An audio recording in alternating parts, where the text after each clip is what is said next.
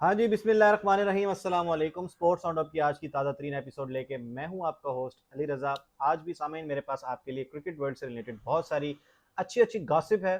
तो वीडियो को करते हैं बाकायदा आगाज़। सबसे पहले जो हॉट न्यूज़ है वो ये है कि पाकिस्तानी प्लेयर्स ने इंडिया रवानगी से कबल सेंट्रल कॉन्ट्रैक्ट्स पे साइन कर दिए हैं। तो सेंट्रल कॉन्ट्रैक्ट का जो इशू चल रहा था पिछले 4 माह से, वो रिजॉल्व हो गया है और बहुत अच्छा हुआ मेरे हिसाब से, क्योंकि वर्ल्ड कप में जाने से पहले ये इशू रिजॉल्व होना ही चाहिए था। तो नए सेंट्रल कॉन्ट्रैक्ट्स का जो ऐलान कर दिया गया है, कैटेगरी वाइज उनको जो है अब उनके पेमेंट्स में भी इंक्रीज किया गया है, मैच फीस में भी काफ़ी ज़्यादा जो है वो इनका इंक्रीज लगा है। तो ए कैटेगरी में 3 खिलाड़ी हैं जी, बाबर आजम, शाहीन शाह अफरीदी और मोहम्मद रिजवान।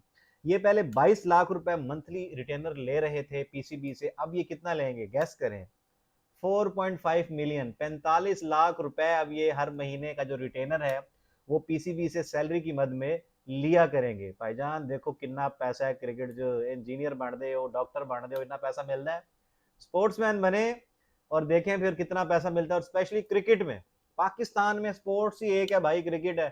सारा पैसा, सारा मीडिया, सारे एडवर्टाइजर्स वो क्रिकेट को ही पकड़ते हैं, और पैसा भी बहुत है क्रिकेट के अंदर। लीग्स इसके अलावा खिलाड़ी खेलते हैं, मार्केटिंग जो है, डिफरेंट प्रोडक्ट्स के जो ब्रांड एम्बेसडर बनते हैं ये खिलाड़ी, उसके पैसे अलहदा हैं। तो आप सोचें कि ये एक जो प्लेयर होता है, पाकिस्तान टीम जो खेल जाता है, जो थोड़ा बहुत स्टार बन जाता है, तो वो कितना ज्यादा नोट कमाता है। इसी की मिसाल ये थी कि बाबर आजम के भाइयों ने बाबर आजम की कमाई से उसे ई ट्रॉन जीटी लेके दी है, ऑडी। 8 करोड़ रुपए की गाड़ी है भाईजान वो। तो बहुत मुबारक हो जी, खिलाड़ियों ने सिग्नेचर कर दिए हैं सेंट्रल कॉन्ट्रैक्ट पे, उनके रिटेनर्स में इजाफा कर दिया गया है। और सबसे जो मुझे सबसे अजीब बात लगी है ना, वो ये लगी है कि आपने इमाद वसीम को भी कॉन्ट्रैक्ट में रखा है, उसे कैटेगरी आपने दी है।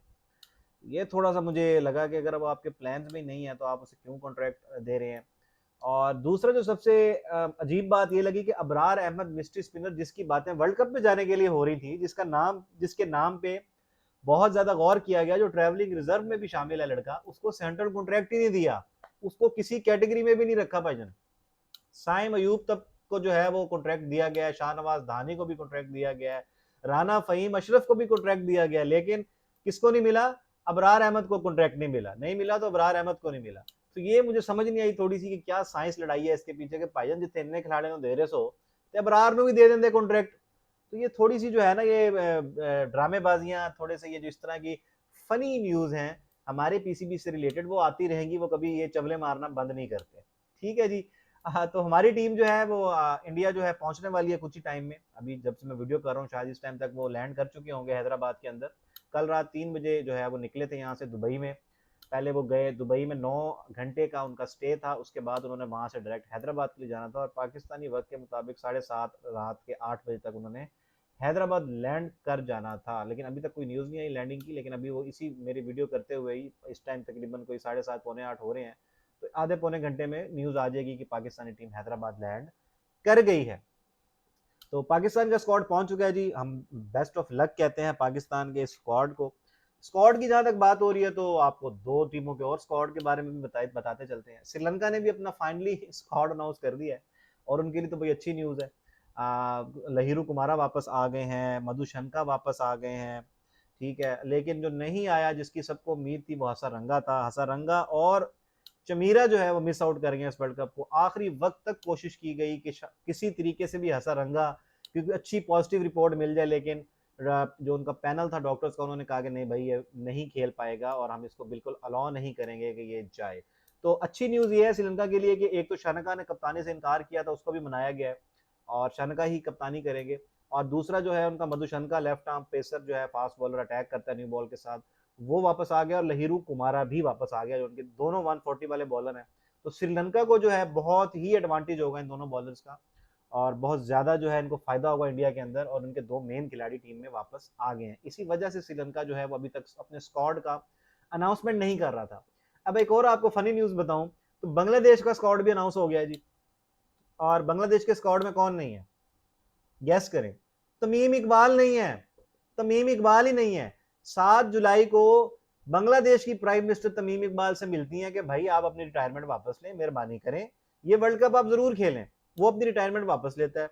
वो रिहैब करता है, अब फिट होता है, न्यूजीलैंड वाली सीरीज में वापस आता है, और आज जब स्क्वाड अनाउंस होता है तो तमीम इकबाल को ड्रॉप कर दिया गया। लो दसो जी, वो तमीम ने बड़ी कोई इमोशनल सी फेसबुक पे अपनी पोस्ट भी डाली है कि जी कोई बात नहीं, मुझे भूलिएगा ना, मुझे दुआओं में याद रखिएगा, मैं क्या कह सकता हूँ। तो इस तरह की बड़ी इमोशनल सी उसने अपना स्टेटस भी लगाया फेसबुक के ऊपर। और समझ नहीं आई बांग्लादेश ने कि उन्होंने क्यों तमीम इकबाल को ड्रॉप कर दिया। जब आपने उसको रखना ही नहीं था तो इतना ड्रामा क्रिएट करने की क्या जरूरत थी कि जो वो रिटायरमेंट का ऐलान कर रहा है, प्राइम मिनिस्टर मिल रही है उससे, उसको कह रही है रिक्वेस्ट करके कि आप रिटायरमेंट वापस लें, वर्ल्ड कप का स्क्वाड अनाउंस होता तो आप उसे रखते ही नहीं है स्क्वाड के अंदर। समझ से बरियात हो के बताएं कि वो फिट नहीं है कुछ है। मेरे हिसाब से, मेरी जहां तक न्यूज है, वो फिट है, वो न्यूजीलैंड वाली सीरीज में अवेलेबल भी था, और पता नहीं क्यों उसको स्क्वाड में नहीं रखा। समझ नहीं आई कि शकीबुल हसन की चल गई है, क्योंकि कहा यह जाता है कि जो शाकिबुल हसन है उनकी जो है इतनी अच्छी यारी दोस्ती नहीं है, इतने अच्छे टर्म्स नहीं है तमीम इकबाल के साथ। तो मेरे हिसाब से शाकिब जो है वो जीत गया और तमीम साहब हार गए हैं। तो भाईजान तुम रिटायरमेंट वापस ही ला लो, तो ये जिन्नी बिस्ती हो गई है ना तमीम भाई, रिटायरमेंट वापस लो, ये आपको डिजर्व ही नहीं करते, बांग्लादेश की जो टीम है ना आपको डिजर्व नहीं करती। तो इसके अलावा भी बहुत सारी क्रिकेट हो रही है। न्यूजीलैंड ने फाइनली 15 साल के बाद बांग्लादेश में ओडीआई सीरीज हरा दी है, और कल जो मैच खेला गया उसमें बांग्लादेश की पूरी टीम 173 रन पर आउट हो गई, और आराम से न्यूजीलैंड ने 7 विकेटों से ये मैच जीता है। और 2008 में वो लास्ट टाइम जीते थे जी बांग्लादेश से। उसके बाद मैंने तो जब भी देखा वाइट वॉश हुआ है, ये जब भी बांग्लादेश आगे इन्होंने सीरीज खेले ये वाइट वॉश हुए हैं। तो 15 साल के बाद न्यूजीलैंड ने बांग्लादेश में ओडीआई सीरीज हराई है। Congratulation to New Zealand. और ये वर्ल्ड कप के लिए उनके कैंपेन का जो आगाज हुआ है वो बहुत ही अच्छा और पॉजिटिव नोट पे हुआ है, और बांग्लादेश अपने मुल्क में जो है वो just before the world cup series हार के जा रहा है। तो कॉन्ग्रेचुलेशन टू न्यूजीलैंड भाई, कि आपने 15 साल के बाद बांग्लादेश को बांग्लादेश में रहा, वो जिंक्स जो था, वो जो मंकीज थे बैक पे, आपने उनको उतारा है।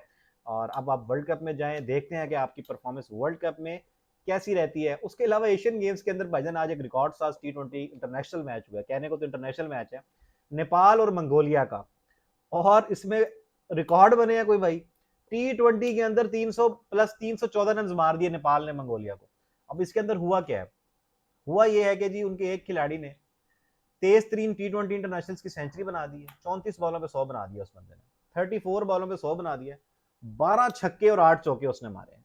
और एक खिलाड़ी ने तेज तरीन 50 बना दी है, तेज तरीन 50, 9 बॉलों पे जस्ट 9 बॉल्स, 8 छक्के भाईजान, 8 छक्के और एक चौका। 8 छक्के चौका तो नहीं, मेरे ख्याल से डबल था एक। और 9 बालों पे उसने 50 रन बना दिए, और T20 इंटरनेशनल में जो युवराज सिंह का रिकॉर्ड था 12 बॉलों पे, वो उसने तोड़ दिया आज। इसके अलावा जो 3 खिलाड़ी जिन्होंने 12 बॉलों पे बनाई है उसमें युवराज सिंह थे, हजरतुल्लाह जजई थे अफगानिस्तान के, और क्रिस गेल थे। इन तीनों ने 12-12 बॉलों पे जो है वो 50 बनाई हुई है T20 इंटरनेशनल के अंदर। और आज नेपाल के खिलाड़ी ने 9 बॉलों पे 50 रन बना के T20 इंटरनेशनल की तेज तरीन 50 बना दी है। तो कुशाल मल्ला है जी नेपाल के मिडिल ऑर्डर के खिलाड़ी हैं, उन्होंने 50 बॉलों पे 137 रन की जारहाना इनिंग्स खेली है भाई, और 34 बॉलों पे उसने 100 बनाया। और दीपिंद्रा सिंह है एक और मिडिल ऑर्डर खिलाड़ी हैं, उसने जो है तेज इन 50 ठोक दिया आज मंगोलिया को, और मंगोलिया की टीम इन रिप्लाई 41 रन पे ऑल आउट भी हो गई। तो ये पता नहीं मजाक हो रहा है, ये इंटरनेशनल क्रिकेट हो रही है, क्या हो रहा है समझ से बाहर। स्टेडियम भी बहुत छोटा था, बाउंड्री भी बहुत छोटी थी, लेकिन जो भी था, nothing to take away from these Nepali batsman. और मुझे लगता है कि अफगानिस्तान की तरह इनकी भी जो ग्रोथ है क्रिकेट के अंदर वो बहुत जल्दी हमें देखने में मिलेगी, और उन्होंने स्टार्ट में ही जो रिकॉर्ड तोड़ने शुरू कर दिए हैं। और आज जो एक रिकॉर्ड साज मैच हुआ है, और देखें कि फास्टेस्ट 100 और फास्टेस्ट 50 का रिकॉर्ड T20 इंटरनेशनल पे वो अब एक एसोसिएट टीम के पास चला गया, नेपाल के पास। तो जी कॉन्ग्रेचुलेशन टू नेपाल भाईजान, आपने बहुत अच्छा खेला है, बहुत ही अच्छा खेला है आपने। और एक और जो न्यूज़ है, सोशल मीडिया हमारे के बड़े चैंपियन हैं, मोमिन साकिब हो गए, डकी भाई हो गए, P4 पकाओ वाले नादिर अली हो गए, और एक वो लड़की आपने एशिया कप में देखी होगी जो दोनों गालों पे स्टिकर लगा के आई थी इंडिया और पाकिस्तान का। इन चारों के वीज़ा जो है वो रिजेक्ट हो चुके हैं इंडिया के अंदर, इनको वीज़ा फिलहाल तो नहीं मिले, आगे मिल जाए तो पता नहीं, लेकिन फिलहाल इनके वीज़ा को कर दिया गया है रिजेक्ट। और मेरे हिसाब से इन पनौतियों को जाना भी नहीं चाहिए। ये पनौती जहां पहुंचते हैं ना, जिस मैच में पाकिस्तान के पहुंचते हैं, पाकिस्तान वो मैच हार जाता है। तो इन पनौतियों को कभी भी नहीं जाना चाहिए, स्पेशली मोमिन साकिब को तो बिल्कुल नहीं वीज़ा मिलना चाहिए था। तो इन चारों के वीज़ा रिजेक्ट हो गए, डकी समेत जो है ना, डकी भाई, नादिर अली, किसी को भी वीज़ा जो है ना ग्रांट नहीं किया गया, इशू नहीं किया गया इंडियन एम्बेसी की तरफ से। इनको कहा भाईजान चलो घर बैठ के मैं देखो साढ़े को आप बहुत होते ड्रामे है ने, इस तरह की फिल्में मौजूद ने, तो आपकी हमें ज़रूरत नहीं है। ठीक है। तो ये भी एक न्यूज़ थी सोशल मीडिया पे ट्रेंड कर रही थी कि इनका वीज़ा को जो है वो रिजेक्ट कर दिया गया। इसके अलावा अगर बात करें तो बीसीसीआई ने अपने जो कमाई है, जो रेवेन्यू जनरेशन है, उसके बारे में जो है वो आगाह किया है। बताया गया है कि उनका रेवेन्यू जो है वो बहुत ज़्यादा इंक्रीज कर गया है 2023 के अंदर। 2022 की निस्बत 2023 में जो है बहुत ही बड़ा जंप मारा है बीसीसीआई के रेवेन्यू ने। और जो रेवेन्यू इंक्रीज हुआ है वो 2198 करोड़ इंडियन रुपीस जो है वो इंक्रीज हुए हैं 2022 के मुकाबले में, जो 2023 में रेवेन्यू जनरेट हुआ है बीसीसीआई का।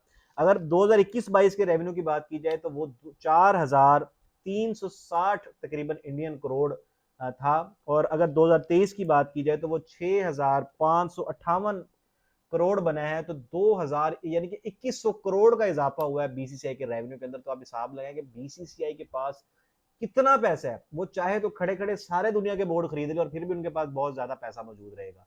तो इसीलिए बीसीसीआई का इन्फ्लुएंस रहता है हमेशा आईसीसी के फैसलों के ऊपर। और बीसीसीआई को बेसिकली आईसीसी ही कहा जाता है। तो तो जी बड़ी बात है जी, इतना पैसा जनरेट वो कर रहे हैं, मार्केट भी इतनी बड़ी है। क्रिकेट उनका भी जो है मेन की जो स्पोर्ट्स है, जो उनके कोर है स्पोर्ट्स की, वो क्रिकेट ही है। तो इस हिसाब से वो बहुत ज्यादा स्पॉन्सर आता है, स्पॉन्सरशिप की मद में, मीडिया राइट्स की मद में बहुत पैसा मिलता है बीसीसीआई को भाई। तो आप हिसाब लगा लें कि 6,000 करोड़ उनका 2023 का रेवेन्यू है, और जो कि पिछले साल से तकरीबन 2,000 करोड़ ज्यादा है। तो दिमाग खुल जाता है जी, ऐसी जो न्यूज़ है ना, ऐसी न्यूज़ सुन के। पैसे के हिसाब से हमारे पास, साढ़े को तो पैसे नहीं है भाईजान।